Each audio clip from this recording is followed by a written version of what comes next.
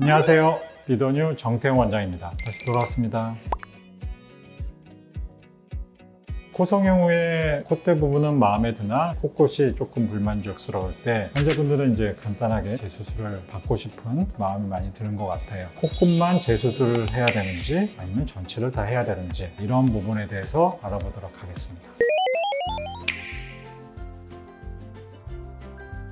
코끝은 이제 크게 보면 다 전면 재수술해야 되는 환자 아니면 코끝만 가볍게 수술할 수 있는 환자 이렇게 크게 나눠 볼 수 있어요. 그리고 코끝이 약간 낮아진 건지 아니면 이제 처진 건지 아니면 휜 건지 그렇게 몇 가지 더 구체적으로 나눠 볼 수도 있습니다. 어떠한 경우에는 콧대를 하나도 안 건드리고 코끝만 수술해도 괜찮은 사람들이 있어요. 그런 사람들은 기본적으로 되게 잘 돼 있어요. 어느 정도는 콧등도 잘 들어가 있고 비중격으로 지지대도 충분히 힘있게 받쳐져 있고 단 끝이 조금 살짝 낮다거나 아니면 오히려 너무 길다거나 아니면 살짝 짧다거나 그런 거는 수정이 가능해요. 특히 긴 게 제일 쉬워요. 수정은 길기만 하다면 그건 뭐 재료도 필요 없고 잘라내든지 연골에 약간 이동만 하면 되니까 단 중요한 건 기둥이 올바르게 서 있어야 되는 전제 조건이 항상 필요해요. 그리고 끝이 경고성이 어느 정도는 있어야 돼요. 너무 흐물흐물하면 힘이 없어요. 특히 짧게 할 때는 상관없으나 더 높이거나 더 느릴 때는 기둥에 힘이 없으면 안 돼요. 어느 정도는 기본적으로 튼튼하게 돼 있으면 간단하게 코끝만 재수술을 할 수 있어요. 코끝만 살짝 낮다 이런 경우는 비용고를 한 겹 내지 두 겹 이렇게 둬서 높일 수가 있고요. 끝이 쓸데없이 너무 길다 이런 거는 이제 짧게 할 수 있어요. 이런 간단한 재수술은 콧대를 안 건드리고 뭐 비중격도 안 건드리고 코끝만 비용으로 가지고 하는 재수술을 할 수 있습니다.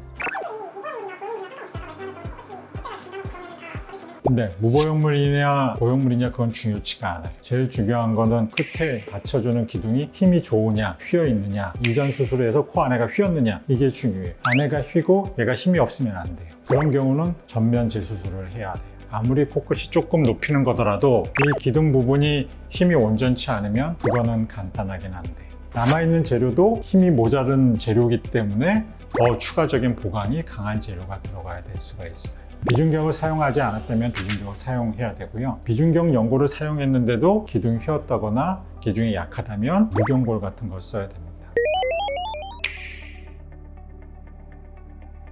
사용할 수 있어요.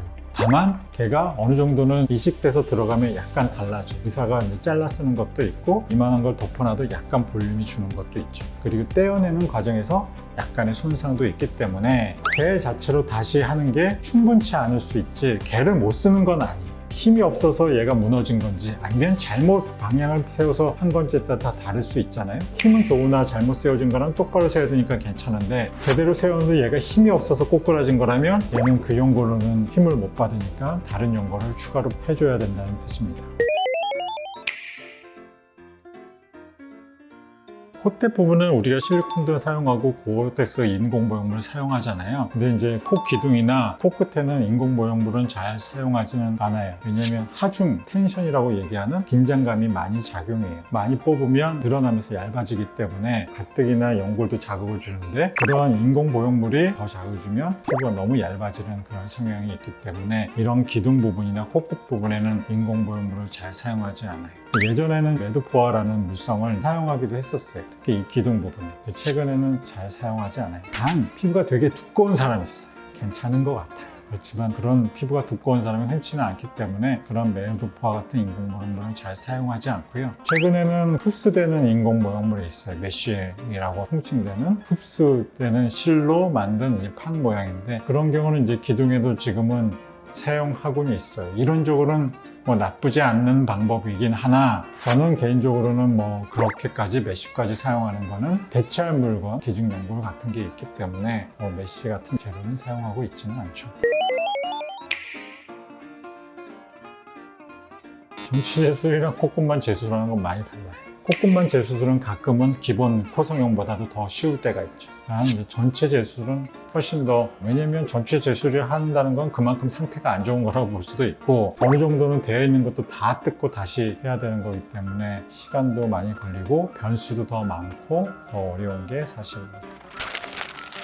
오늘은 이제 코끝 재수술에 대해서 알아봤는데요. 환자들의 니드처럼 이제 코끝만 간단하게 될지 아니면 전면 재수술을 해야 될지는 환자들한테는 되게 중요한 문제일 거예요. 거꾸로 얘기하면 의사한테도 되게 중요한 문제예요. 함부로 판단하기 되게 조심스럽고, 그렇기 때문에 간단하게 될 만한 건지 아니면 다시 전면해야 되는지는 환자들도 많이 알아봐야 되죠. 충분히 상담해야 되고 경험 있는 의사도 많이 찾아가서 물어보고 그렇게 하는 게 중요하답니다. 이외에도 궁금한 질문이 있으시다면 댓글 남겨주시고요. 구독, 좋아요 꾹꾹 눌러주세요. 안녕.